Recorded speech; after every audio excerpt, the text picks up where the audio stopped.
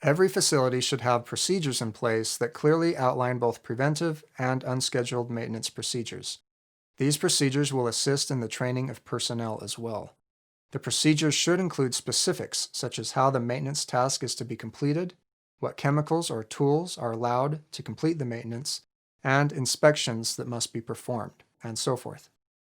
Also, every facility should have a method for documenting all maintenance activities, usually through the use of work orders.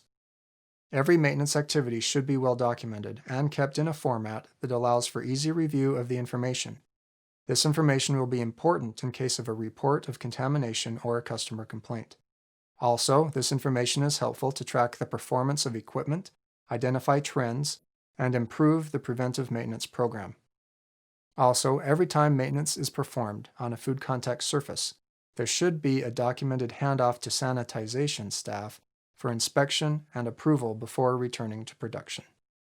Also, every time any maintenance is completed in a production area, that area should be inspected to ensure that the work is complete and properly performed, that no tools were left behind, and generally that the area is clean and ready for production.